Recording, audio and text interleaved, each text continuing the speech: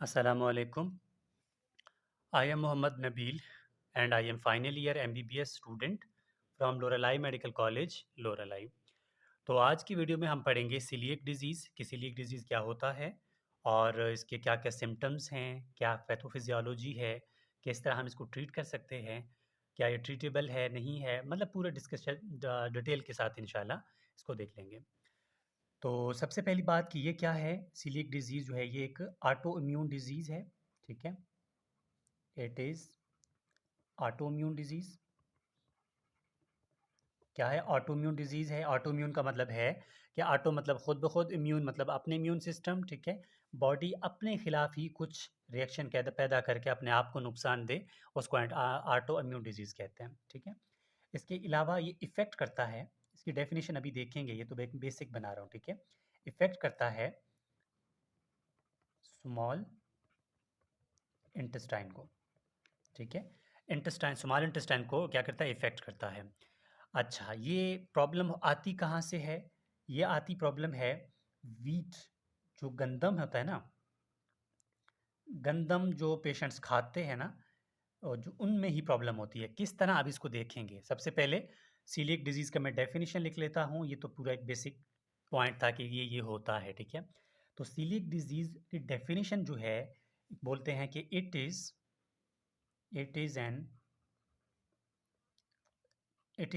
Gluten sensitive enteropathy,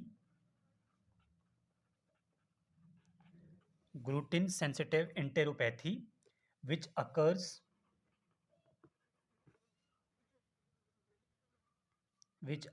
in genetically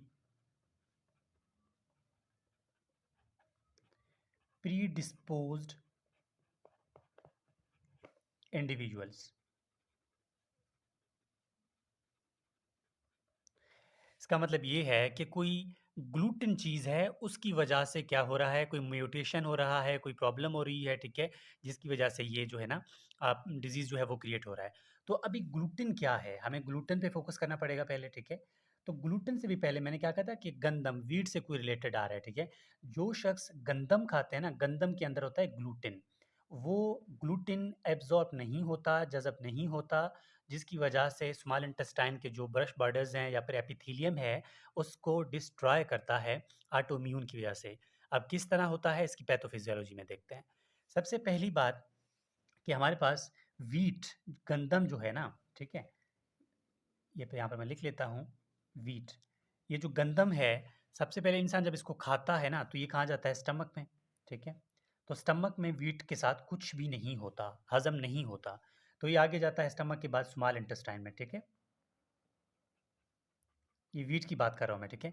small intestine के अंदर जब ये व्हीट जाएगा ना, स्मॉल इंटेस्टाइन के अंदर जब ये आएगा, तो ये डिवाइड हो जाएगा दो चीज़ों में, ठीक है। दो चीज़ों में क्या होगा? डिवाइड होगा। किन चीज़ों में? एक ग्लाइडिन, ग्लाइडिन के अंदर टूट जाएगा, और दूसरा ग्लूटनिन, ठीक है। ग्लूटेनिन, ग्लाइडिन और ग्लूटेनिन। अब जो ग्लूटेनिन जो है ना, इसका कोई भी रोल नहीं है। ये क्या है? वाटर सोलुबल है, ठीक है, वाटर सोलुबल है, और ये आराम से क्या होता है? एब्जॉर्ब हो जाता है, कोई लेना देना इसका नहीं होता। अब जो चीज़ ग्लाइडिन है ना, मेन चीज़ ग्लाइडिन है। Gliadin as it is small intestine में एब्जॉर्ब नहीं होता। सबसे पहले तो ये देखें ना, ये हमारे पास अगर स्मॉल इंटेस्टाइन के एपिथीलियम है, ठीक है, तो इसमें क्या होगा, मैं आपको यहाँ पर बता देता हूँ। ये हमारे पास स्मॉल इंटेस्टाइन के एपिथेलियम है एग्जाम्पल। सबसे पहले ग्लाइडिन क्या करेगा, यहाँ पर जो है ना, ये एपिथेलियम आपस में जोनुलन प्रोटीन्स के साथ क्या होते हैं? जुड़े हुए होते हैं, ठीक है। जोन्यूलन प्रोटीन, जोन्यूल्स होते हैं, ठीक है, सॉरी, जोन्यूल्स होते हैं, उनकी वजह से ये एपिथेलियम आपस में जुड़े हुए होते हैं। अब ग्लाइडिन क्या करेगा? सबसे पहले एक्टिवेट करेगा एक प्रोटीन को, ठीक है। एक्टिवेट करेगा एक प्रोटीन को, उस प्रोटीन का नाम है जोनुलिन प्रोटीन, ठीक है, जोनुलिन, जोनुलिन प्रोटीन। ग्लाइडिन ने सबसे पहले क्या किया? नंबर वन, ग्लाइडिन ने जोनुलिन प्रोटीन को एक्टिवेट किया। अब ये जो जोनुलिन प्रोटीन्स है ना, ये एक्टिवेट करेंगे एक और रिसेप्टर को, ठीक है। ये एक्टिवेट करेंगे एक और रिसेप्टर को, जिसका नाम है CXCR 3। अब ग्लाइडिन ने एक्टिवेट किया ज़ोनुलिन प्रोटीन को, ज़ोनुलिन प्रोटीन ने एक्टिवेट किया CXCR3 को। अब इन दोनों का आपस में कॉम्बिनेशन बनेगा, मसलन ये ज़ोनुलिन प्रोटीन है और ये वो रिसेप्टर है CXCR3। ये दोनों क्या करेंगे? ये दोनों आकर इन जंक्शंस को तोड़ देंगे, ठीक है? इस जंक्शंस को तोड़ देंगे। जब ये जो आपस में जुड़े हुए थे ना, इनको तोड़ देंगे तो ये फ्री स्पेस बन जाएगा। अब ग्लाइडिन क्या करेगा? इस स्पेस के अंदर स्मॉल इंटेस्टाइन के अंदर आ जाएगा, ठीक है? जब ये ग्लाइडिन स्मॉल इंटेस्टाइन के अंदर आ गया तो यहाँ पर क्या होगा? ये ग्लाइडिन जो है स्मॉल इंटेस्टाइन के अंदर आ गया। अब जैसे ही अंदर आएगा ना, यहाँ पर एक और एंजाइम पड़ा होता है जिसको बोलते हैं टिश्यू ट्रांसग्लूटामिनेज, ठीक है? टिश्यू ट्रांसग्लूटामिनेज। अब टिश्यू ट्रांसग्लूटामिनेज क्या करेगा? एक ग्लाइडिन से रिमूव करेगा अमाइड ग्रुप। एक क्या रिमूव करेगा? Amide group. अमाइड ग्रुप ग्लाइडिन से अमाइड ग्रुप को रिमूव करेगा टिश्यू ट्रांसग्लूटामिनेज, ठीक है?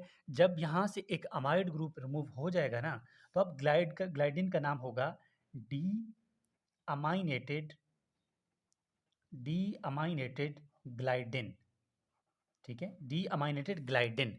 अब नॉर्मली जो डी अमाइनेटेड ग्लाइडिन जो है ना, ये नॉर्मली तो क्या हो जाता है? एब्जॉर्ब हो जाता है, ठीक है? नॉर्मली क्या होता है? एब्जॉर्ब हो जाता है, कोई प्रॉब्लम या परेशानी वाली बात नहीं है।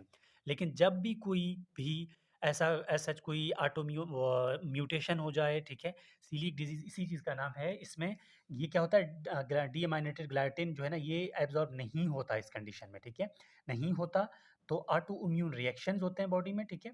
बॉडी में क्या होते हैं? ऑटो इम्यून रिएक्शन होते हैं और रिएक्शन के बाद जो कि स्मॉल इंटेस्टाइन के जो अपने सेल्स हैं, एपिथेलियम है ना, इनकी क्या होती है? डिस्ट्रक्शन होती है।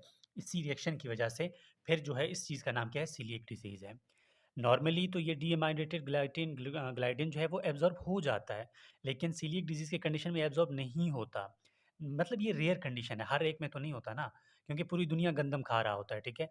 अगर इस पेशेंट में मतलब ये कब किसी-किसी में होता है, हर किसी में नहीं होता। अगर ऐसा कंडीशन होगा, तो पेशेंट क्या-क्या कंप्लेन कर सकता है, ठीक है? तो पेशेंट को सबसे पहले होगा नौज़िया, ठीक है? पेशेंट को नौज़िया होगा, एब्डोमिनल पेन होगा, एब्डोमिनल पेन होगा और डायरिया। ये मेन चीज़ें होंगी पेशेंट के साथ। तो इसकी ट्रीटमेंट के लिए क्या करते हैं, हम पेशेंट को बोलते हैं वो पूरी ज़िंदगी जो है ना गंदम नहीं खा सकता, क्योंकि उसमें क्या है? ग्लाइडिन मौजूद है। तो पेशेंट गंदम के बगैर जो है ऐसी चीज़ें खाता है जिसमें गंदम ना हो। तो ये सीवियर डिज़ीज़ है, जब हो जाए तो ज़्यादा प्रॉब्लम्स हैं। मतलब ये होता रेयरली है, हर किसी में नहीं होता। क्यों होता है? पहले बताया ऑटोइम्यून है, बॉडी के अपने किसी फंक्शन की वजह से है, मेबी कोई म्यूटेशन हो, ठीक है? कोई भी वजह हो सकती है। तो ये क्या है? फिर वही बात कि डीअमाइटेटेड ग्लाइडिन नॉर्मली एब्ज़ॉर्ब हो जाता है, इन पेशेंट्स में नहीं होता। तो इसीलिए क्या होता है कि रिएक्शंस होते हैं बॉडी में और बॉडी क्या करता है? एपिथेलियम को डिस्ट्रॉय करता है, जो कि स्मॉल इंटेस्टाइन के हैं। तो ये रहा हमारे पास सीलिएक डिज़ीज़। और कोई भी कन्फ्यूजन हो तो इस व्हाट्सएप नंबर के थ्रू आप लोग कॉन्टैक्ट कर सकते हैं। मेरे चैनल पे आपको सारे वीडियोज़ मिल जाएँगे, anatomy, physiology, biochemistry, pathology, embryology, histology, pharmacology, forensic, ठीक है? और इसके अलावा पैथोलॉजी जर्नल ये भी मिल जाएँगे आपको। तो कोई भी कन्फ्यूजन हो तो आप लोग पूछ सकते हैं। बाकी प्लीज़ चैनल को सब्सक्राइब करें, शेयर करें, क्योंकि मुझे आप सबके सपोर्ट की ज़रूरत है। और अभी तक 100 के तक जाना है हमने, तो प्लीज़ चैनल को आगे शेयर करें और सपोर्ट करें। Thank you.